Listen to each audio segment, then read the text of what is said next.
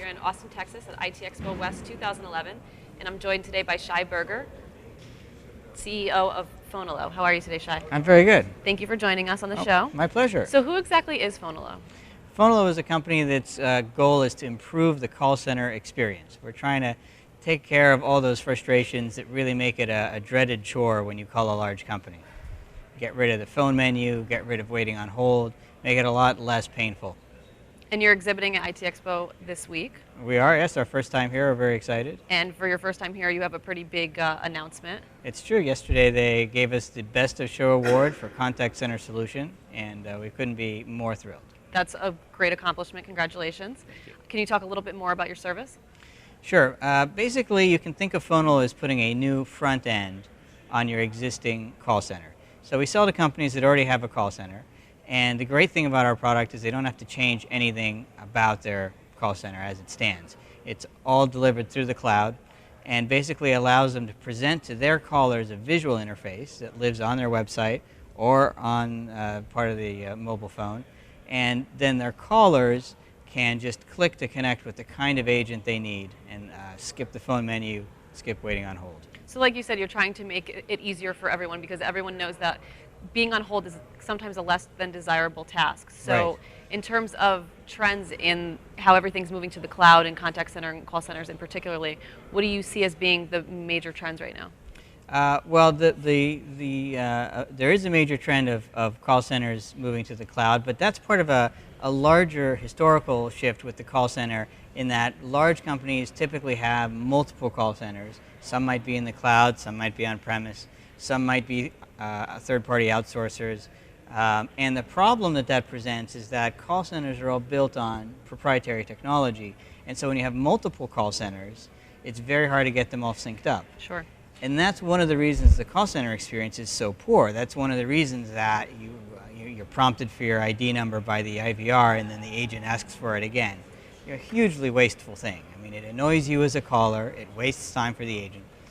And so we looked at that problem as well as the problems of the phone menu and waiting on hold and all these other things that make it such a bad experience. And we realized that the only way to really tackle these problems is to put the solution on a layer that's above all the call center mess.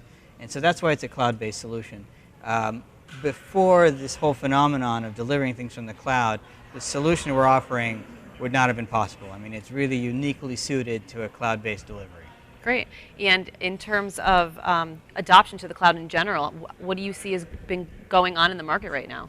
Do you see it as being slower than anticipated? I mean, what do you think? No, I think it's actually moving even faster than people realize. I think that once you start looking at the cost advantages and the speed to deploy and the scalability of it all, I think this is the future of our industry.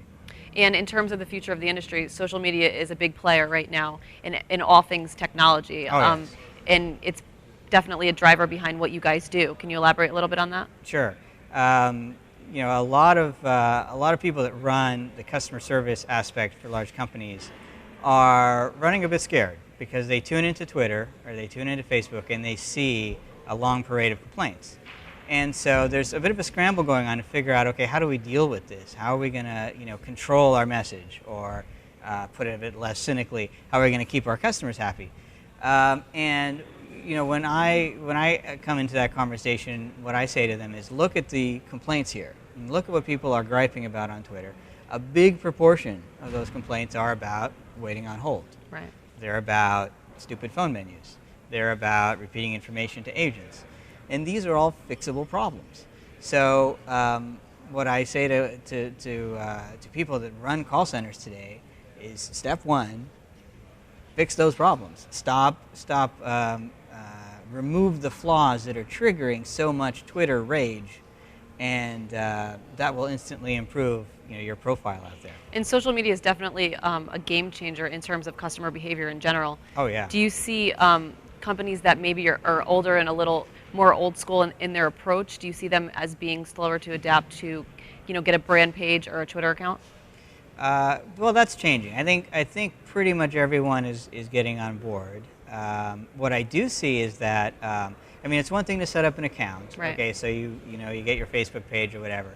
But I was just on the website for a rental company, and I shouldn't say who it is, but No. I'm not kidding.